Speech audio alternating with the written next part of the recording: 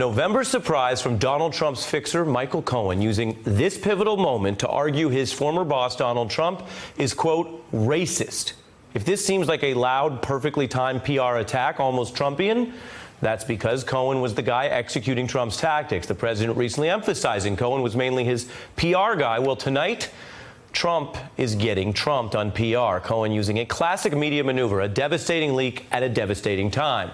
Michael Cohen telling Vanity Fair that Donald Trump would privately use racist language, including while he was running for president.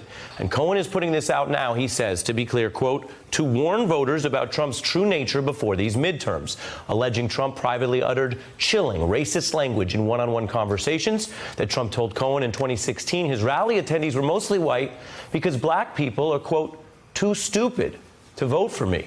And challenging Cohen, name one country run by a black person that's not an S-hole, or one city for that matter. The White House didn't formally deny this story to Vanity Fair tonight, and the alleged language matches a term that Trump did use about several island nations while serving as president. Cohen also says that while driving through a poor Chicago neighborhood, Trump once told him, quote, only the blacks could live like this. Donald Trump wanted to change the conversation this week, but not like this. Now, a source with the Trump organization's pushing back hard, saying Cohen is desperate and has no credibility as a longtime Trump aide who's now a convict. And it's true, Cohen is changing his tune after pleading guilty to breaking election law on Trump's behalf. But for voters tonight and going into this weekend, the question is whether you think this impacts any choice you might make to use the midterms to either check Trump or potentially embolden him. And I can tell you in our reporting right now that as we head into this pivotal final election weekend tonight, this story is everywhere. Newspapers, cable news, network news. It's also one of the top trending items on the entire political internet, a place where, you may know, Trump's antics often lead the conversation. Now, Cohen famously said he'd take a bullet for Trump, and remember, he kind of did, pleading guilty to that felony before flipping on his client. And now Trump is getting a taste of Trump media tactics at a moment when he may be politically weak. That is a risk outlined by other experts in strategy and battle. Sean Carter once explained, the same sword that knight you is the sword they good night you with. I'm joined now to kick off our coverage by Donnie Deutsch. He's a friend of Michael Cohen's, an MSNBC contributor who's spoken to Cohen recently, and Reverend Al Sharpton, president of the National Action Network, a host of Politics Nation, and he himself met with Cohen in July, where they prayed. Thanks to both of you for being here. Rev, your response to these reported comments? I think that they will try and pick Cohen apart, saying that he's desperate, I think was one statement. But all you have to do is look at the behavior. And does the behavior of Donald Trump match what Cohen is saying? He said that Donald Trump had said some derogatory statements about a contestant on The Apprentice. Well, he did not choose that contestant. He talks about he does not think a black can run a country or a city. He was the one that started his political career questioning the birth of the black president of the United States. Central Park 5, I mean, anything that has shown a pattern of behavior of Donald Trump goes right along with these statements. So I think Michael Cohen is not making this up because it's not antithetical to Trump's behavior. And, people keep saying he's dog whistling. I keep saying I have dog ears then because I understand exactly what he's saying. And I don't need anyone to try and act like they're softening it. What a lot of people are missing, I think, Ari, is that there is not an identifiable black in the West Wing. I can't remember in my lifetime where we didn't have a black in the West Wing of the White House. So if you have a president that has behaved in a bigoted way through his private sector career and has the highest profile black in his administration, Omarosa, leave and call him a racist, then I think that people ought not question Michael Cohen. They ought to question this president. You also would look very hard around the Trump organization. There is no black executive there. There is no black working up there either.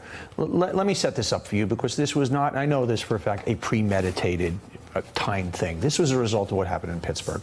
Michael was really, really torn apart after Charlottesville when Trump came out with the, basically there were good guys on each side, and Michael's father was a Holocaust survivor.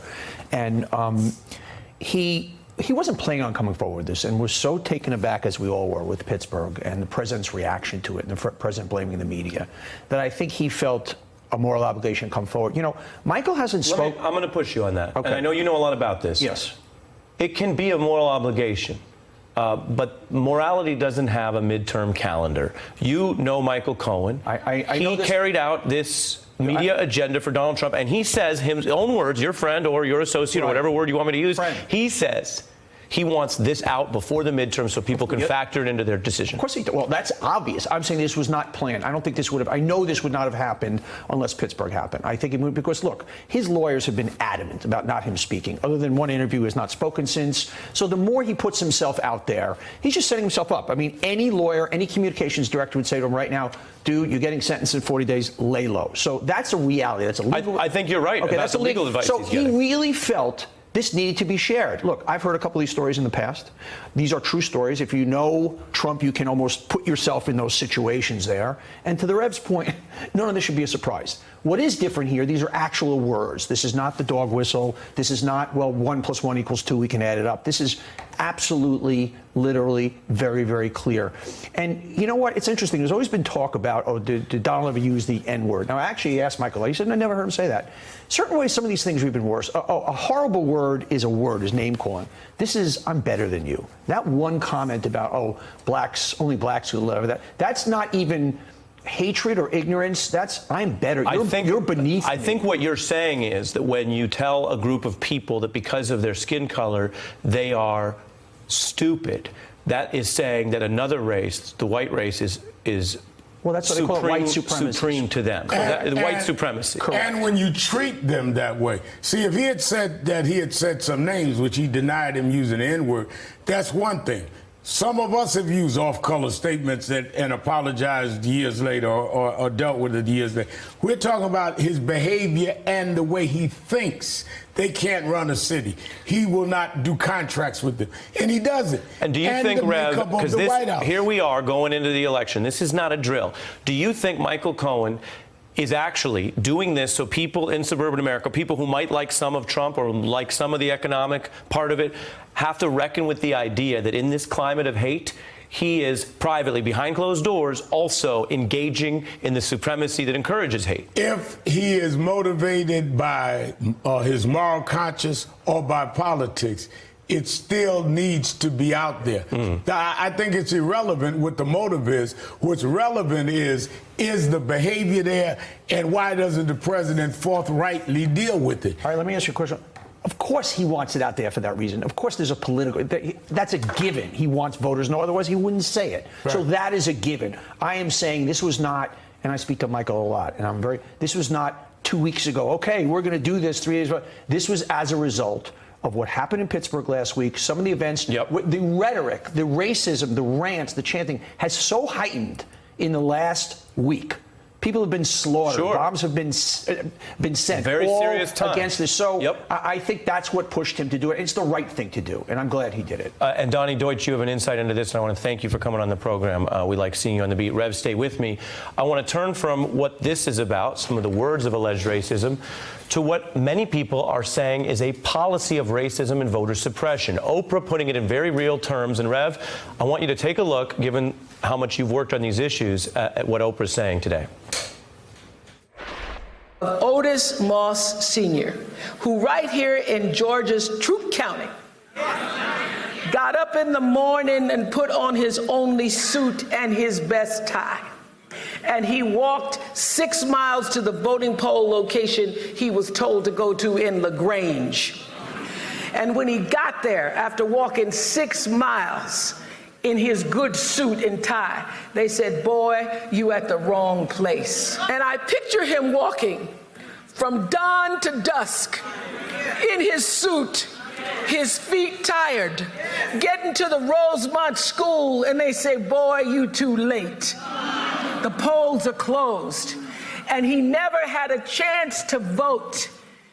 By the time the next election came around, he had died. So when I go to the polls and I cast my ballot, I cast it for a man I never knew. I cast it for Otis Moss Sr., who walked 18 miles one day just for the chance to vote. Oprah in Georgia discussing voter suppression. Rev, I want to get your response to that. I want to bring in Jennifer Rubin, opinion writer with the Washington Post, who's also looked at some of these issues. Rev, powerful coming from Oprah, something we know but often gets pushed to the side. And I think it is very powerful coming from Oprah. And I think it also is powerful because people don't understand. Oprah and I are the same age. My mother couldn't vote in her hometown of Dothan, Alabama, till she was in her 40s. I don't think people understand how personal it is for some of us. I'm talking about my mama. And I ended up running for president. So when people act like this is just some civil class, it's not that for people like us that have lived this first person. And then all of a sudden you're going to start playing with the rules again and playing with voter ID and all kind of mechanisms that brings back things that we had thought we had personally had to overcome, or personal members of our family. And it hits us where we live because we lived being denied something from a country that many of us had relatives die and fight to protect in the military or in other means. So what Oprah said, it really beats in our chest. Jennifer, when you look at this, what do you think Republicans are trying to do in Georgia? I think they are waving the bloody shirt. I think this is the most racist, the most irresponsible campaign I've ever seen, and I've lived through many of them. People are comparing this ad on immigration to Willie Horton. This is much worse than Willie Horton. He is attempting to play to the worst elements of his base, specifically because he thinks that that's the only way to get them to the polls. Now, the Republican Party for a long time, and one reason I left it, has been on this decline into nativism. And from what we can conclude in the closing days of this campaign, that's all it's about. It is only about racism. It is only about fear. And it's only about telling people that brown and black people are going to come and take their stuff or come across the border or going to harm their families. So I found her statement incredibly emotional. And I also would say that when I think about the people around the world, remember the Iraqis when they first voted, the purple fingers with the print on it. Think about the people around the world. Think about what's going on in Saudi Arabia. Think about what's about to go on in Brazil. There are repressive dictators all over the planet, and the right to vote, that Americans should be too lazy, should be too blasé not to cast that vote, I find terribly, terribly disappointing and sad. I mean, if there were ever a time to, as she said, and I think that's my favorite part of her speeches of late, vote your values. This is a time to vote your values. And when you look at this going into next week, Donald Trump clearly has been knocked off message a little bit, despite many attempts, as you mentioned, that video, which isn't real. They don't have any money behind it. It was just one more attempt to rattle things. What do you think's on his mind tonight when you look at this attention, as well as Michael Cohen coming out this way, this forcefully? I think he thinks that any coverage of him and the more the mainstream media focuses on these things, the better for him, because his base so hates the media and is so thrilled by this xenophobia and racism that somehow he'll drag one more person out of their house to go vote.